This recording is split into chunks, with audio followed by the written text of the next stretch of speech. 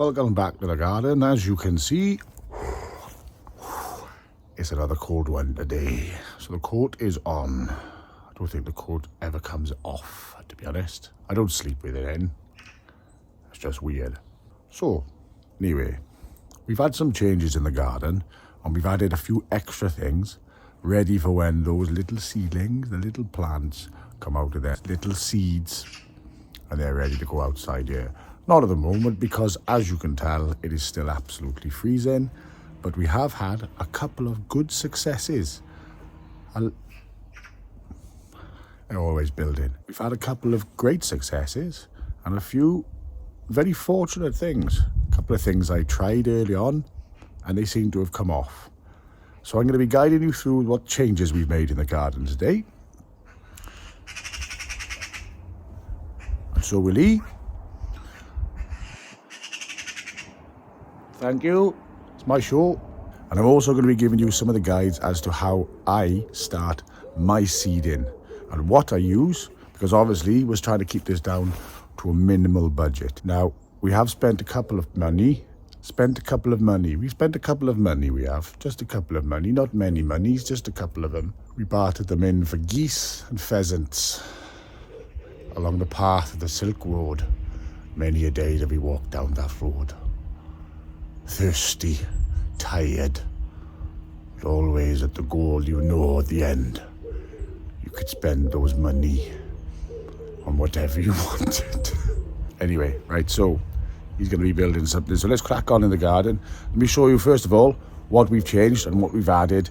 Let's go.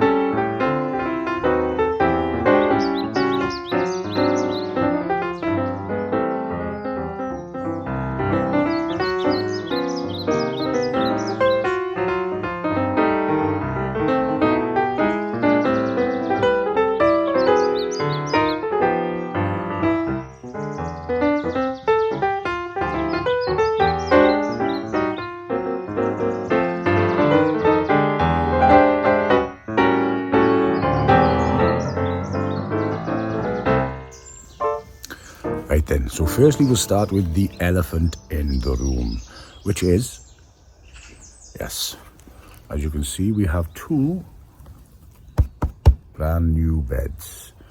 Now, not gonna lie, it's just fiddly. And I didn't want to make a video to put them in just in case I messed it up. Luckily I didn't. So here they are. Let me just give you a bit of a closer look as to how we got these in.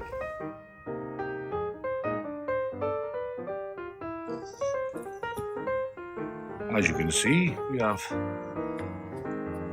two simple, small, one-tier raised beds because we didn't have enough wood.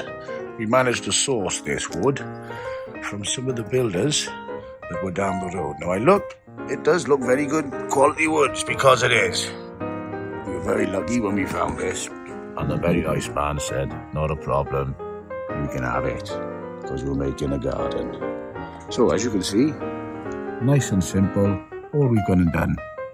Some simple 3-inch nails, sorry, they're screws, not nails. These are nails, that's a screw. Through there, holding the wood in, and we've gone and cut it in a simple box section. So if you don't know what I'm talking about, every end is the same length, that one is the same as that one. That one is the same as that one, with it ever so slightly on the kink. You can see, let's get that out of the way, Phil. That joins there and falls right to the end. That joins there, goes right to the end. Then that joins there and goes right to that end. And then the same there, and a simple rectangle formation. Two of those, and there we are.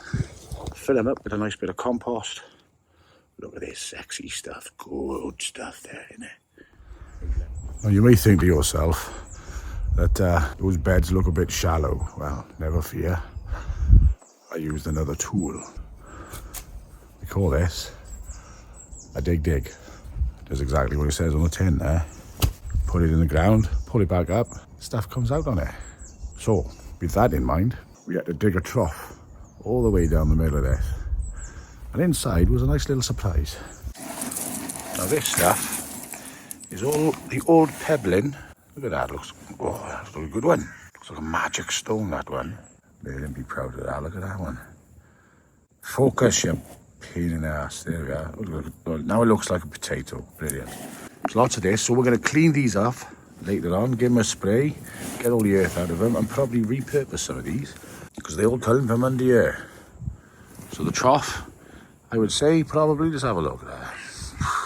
Well, what's that? That's 12 inches, isn't it, girls? So we dug 42 inches then, down into there, and then we laid this on top of there. So there's a good bit of earth. They've got at least a foot or so that whatever plants are inside this can grow. So hopefully give them a good start. 4-3-1, brilliant. Now the next thing on the menu is Monge 2, Rodney. That's right, we've got the peas in.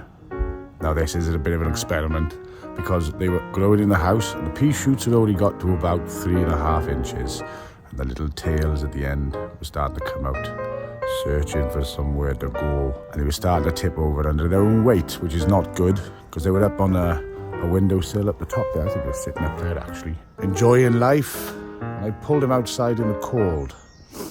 But I have given them a home and they are in, so let's check it out.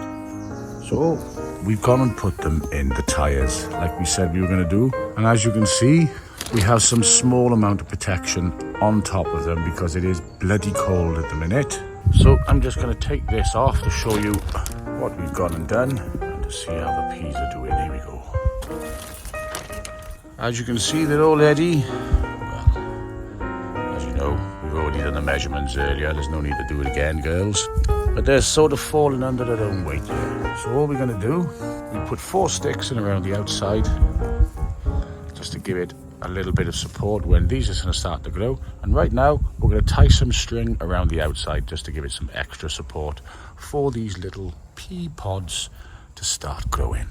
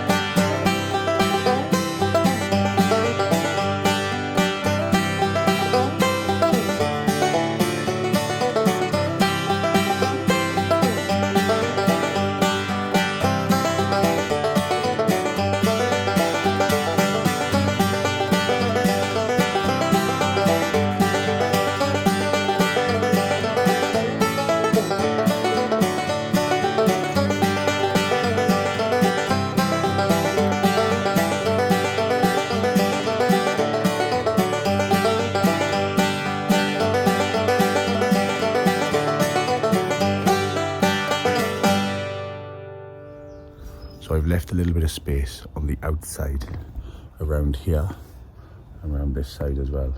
So they're all concentrated in the middle. So when these do grow, they will grow upwards and inwards with this. And it's going to give me a little bit of space. Well, the idea, I'm hoping, fingers crossed, is that I've got another bunch of peas growing, is that I can add to the outside of this at a later date to bring on another harvest that'll happen a little later. I don't know whether these will end up strangling the others or vice versa, but I'm going to try it. As I said, space is of the essence. Now if I bring you into this little corner of the garden, do you remember the tie that we had in last week and we decided we were going to put some cosmos in the back? Well, the cosmos are still there. They haven't bloomed yet because it's too cold. Bloody freezing, to be honest. But what I have gone and put in here now is I had some other peas left over that had already started to fruit. Fruit already started to sprout. And instead of putting the peas, because there wasn't a many amount that I could put them in my dinner or anything like that, I thought there's no bother, I'll just put them in here, let them grow for now and see what happens. So we had a little set of peas, and I've gone and put just a little pot. We had bird seed that came in there. Greedy birds ate it all, so all I've done and done. I had 9 hands for this. Flipping heck.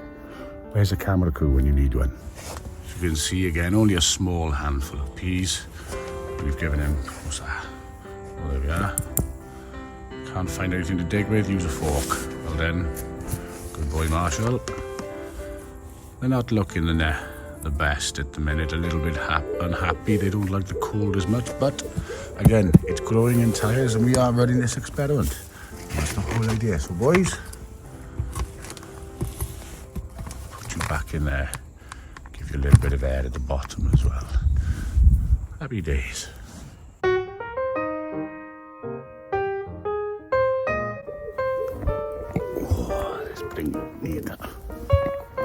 There's literally a chair by there, and I'm kneeling on the floor. Hang on.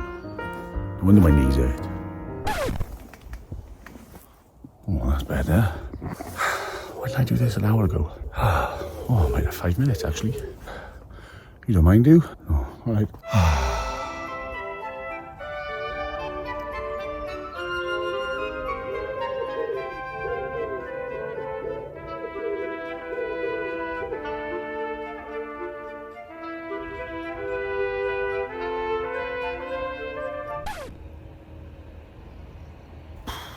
No chance, only peace and quiet in the city. Nah.